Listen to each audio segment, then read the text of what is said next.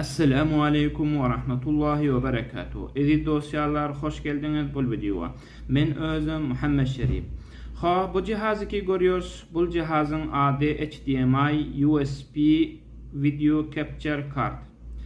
Buna näme diýsek, bu näme gerek bolýar diýsek. Meselem bizler bir PlayStation ya Xbox ýaşy ýany gamelerde eger live meselen zinde neşr etjek bolsak YouTube, Facebook, gaýsy bir zada bol gerek bolýar. Kompüter tarapyndan ya bir kompüterin gemini neşr etjek bolsak ya meselen bir kompüterden o kompüterde rekord etjek bolsak şu zat gerek bolýar ekeni.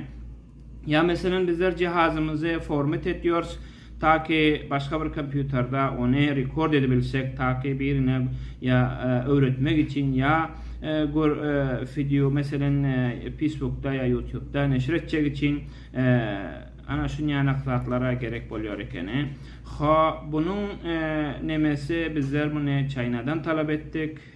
Börde köp olmadı ekeni, takriben 95-100 riyalın ortasında maliyet boljak boldy bizlere. Soň bizler gördük Çaynada arzan ekeni, takriben bizlere 29 riyala bul bizim üýümizin işine geldi. Bunu görüyorsunuz, öyle bir plastin içinde geldi. Takriben bördäkler bir kutuýyň içinde bolýar.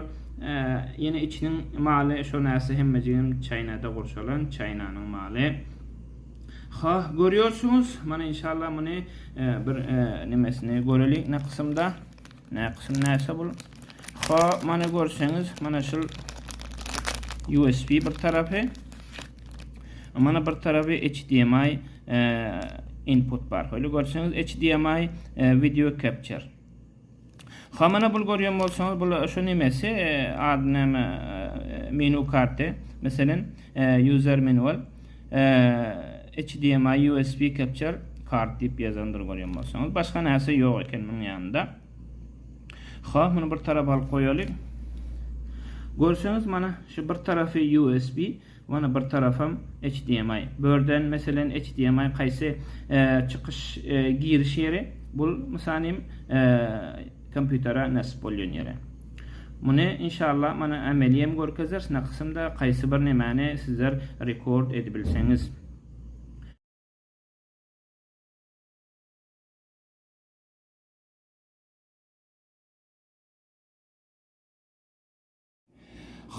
Mana geldik onda bizler ne kısımda bizler kompüter tarafına geldik ki ne kısımda bunu näme programları gerek bolýar bunu ol kompüterden o kompütere rekord etmek için. Mesela bizlere awal qaysı kompüterde rekord etjek bolsaňyz mana şu program gerek bolýar. OBS Studio diyor. Bunu nime ediyoruz, klik ediyoruz, run ediyoruz. Run edip bolandan soň mesela mana şu nime add ya meselen Cem'in alamasına klik ediyoruz. Soň börde mana şu video capture device diýdik. Börde görseňiz bulary eldermen durup OK diyoruz. OK desen mana görseňiz ol kompüterimiziň nimesi şaşasy öyle görseňiz geldi. Mana görýän bolsaňyz. Börde bizler näme ediyoruz? Custom diýdik. Custom diýenden soň näme diýdik böre? 13.768 dedik. Bunu şu kısımda başkalarını şu kısımda koyuyoruz. Bunu OK dedik. Bizler bunu rekord edecek oluyoruz. Mana mesela şöyle şu kompüter rekord edecek bolsaňyz, mana şu nime rekordu bastaňyz, klik etseňiz öde inşallah rekordu şuru etdi. Ana rekordu şuru etdi mana şunu öde. Şuna klik edenden. Mana şu ýanak bolýar. Meselen mana bizler diýsek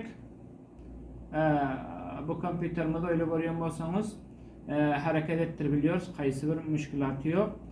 Meselen börden diýseňiz gaýsy bir nemeni klik edip ana şu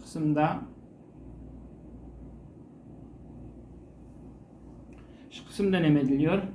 Görýän bolsaňyz